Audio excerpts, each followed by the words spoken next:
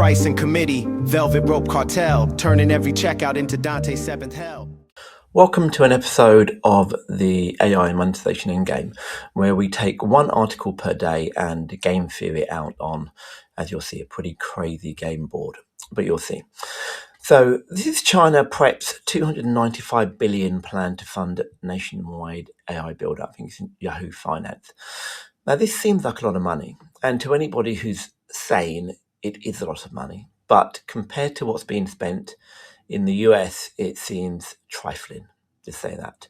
But I believe this is more important than the actual number. And so if we just work out the actual math, 295 over approximately 4 to 5 years, let's just say it's running at 60 billion a year. Now, 60 billion is very, very close to the number that hyperscalers are spending per month. Just in the last 2 years, the hyperscalers have either spent or prepped to spend nigh on $1 trillion. So this is really a test of the mettle of the US hyperscalers to see, is it really about cost? Is it really about scale or cost? Or is it about something else? So we're just going to head over into the game and we're going to game theory it out, and you can see what I mean by a strategy board, a very, very simple strategy board. So here's the game. Let's pick our combatants first. So we have Peter the Patient, clearly, the CCP. And then we have the Emperor of the Enterprise, let's just call him Microsoft for this game. And then we've got Google, the General of the Global Internet. And then we've got the Viscount of Clyde Mountain, which is the granddaddy of the cloud, AWS, essentially. So let's just go over to the game. So here we have Peter the Patient versus the combatants, pretty much AWS, GCP or Google, and Azure. So what game are the CCP playing? By funding 300 billion, which is circa 60 billion a year, which is peanuts, probably less than 1/10 of what's being spent. Actually, you could argue 1/15 of what's being spent. But anyway, a lot less. They're playing a very, very simple game, a game that the CCP have played many, many times before.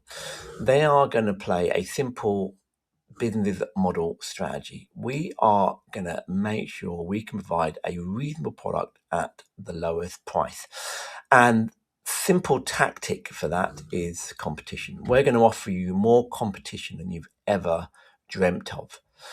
Now, if we're really, really honest, terms such as 0 to 1, blitz scaling, power law pretty much say two things. One, we're going to eviscerate the competition. We are going to basically take them to the mattresses and we're going to be our competition so that we become, let's just say the dreaded word, a monopoly, or at worst an oligopoly type economic state. Then we're going to immiserate our customers by constant, basically annoying fencing, up in price, 8% CAGR, doing all sorts of stuff, locking them in for many, many years, making them upgrade to the new products and stuff. So eviscerate the competition and immiserate our customers. This is kind of the general strategy if you're being honest. And nothing wrong with that. I'm a capitalist, so nothing wrong with basically brutal capitalism. But China obviously also are into brutal capitalism, but in a very different way. Rather than spunking lots of money over and over again, they believe that they could either, we don't know, distill the models or watch and come up with something much more cheaper or something down the cost-effective curve. So business model game, competition, and that 100% is going to impact new revenues, but also it's going to impact the rivals' running costs, because it's going to basically make them have to do things they don't really want to do.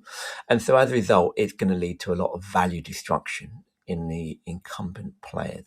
And so that's really the tactic, or one strategy, business model, competition is kind of the main tactic, and then that's going to lead to a lot of value destruction on their part. So we'll leave them over there. Now, what game can the existing incumbents play? Well, we know somehow they're going to play a political game. I don't know whether it's that one or Google. Probably most likely are going to go and create some sort of political drama. Now the question is, can that be done before the midterms? I don't think so. I think with the data center drama that's going on in the US and to an extent around Europe, but predominantly the US, I don't think you can be back in the data centers and the hyperscalers just yet. Maybe after November, if the midterms go the way of the Republicans, then they can do whatever they want. But up until then, it's going to be pretty ropey trying to back anybody in that space. So I think the only one they have in the current next 6 months to try to work out is how do they either lock their clients in more, the more monopoly, the tactic, and then therefore thinking, okay, we're really in a distribution game and we're going to lock down a distribution with many years contracts that will kind of keep the problem away for 2 years. Or they play some sort of, well, let's just talk about product game. I think that's out the window because if models can be distilled, they're going to become more equivalent and people will happily pay 10x less for a less performant model, 2x less performant, 10x less cost. Yeah, baby, I'll have that all day.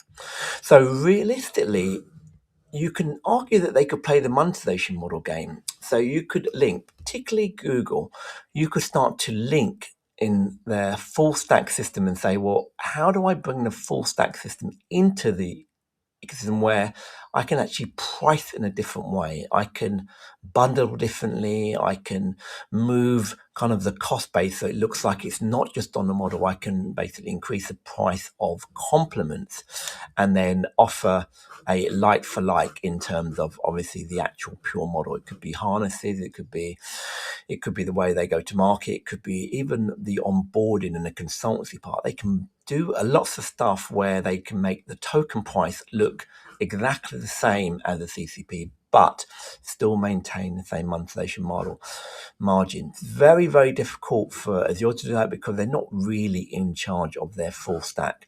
And as for AWS, really they're a core provider of infrastructure and a pass-through, you could argue. And that pass-through is going to be done with margins added on. They are essentially a middleman, middlewoman, if you're being fair.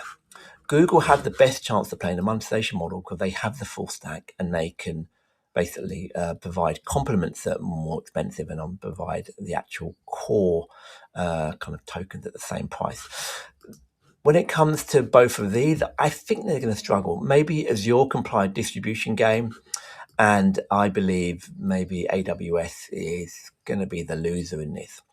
So if we roll forward and we take these, and let's just see if we can take all of these, and we move them onto the next board. Place them here somewhere.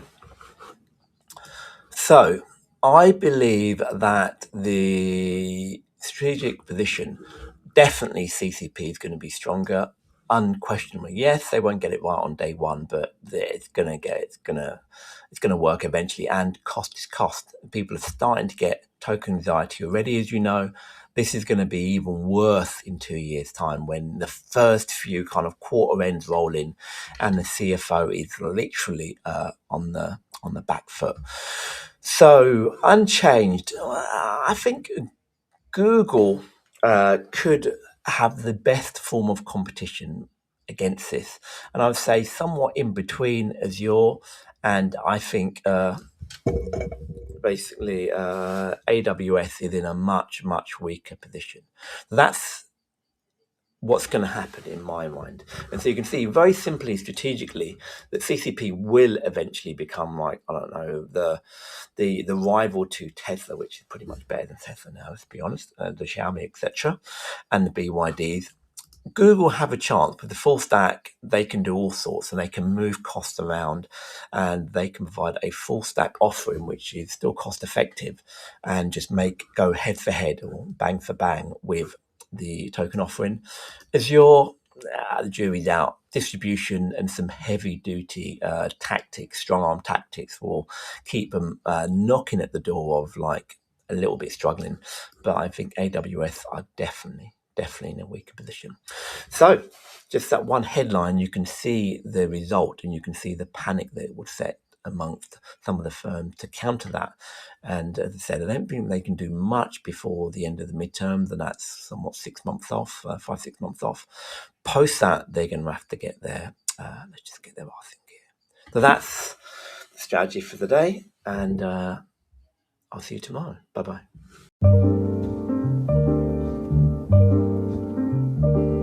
The pricing committee, velvet rope cartel, turning every checkout into Dante's seventh hell. Can we simplify? Gets treated like a crime, cause complexity looks smart when you present it in a slide. Every metric looking healthy till the profit disappear, like magic trick performed by venture capitalists of the year. Net retention floating high like a helium parade till the AWS invoice enters with a switchblade.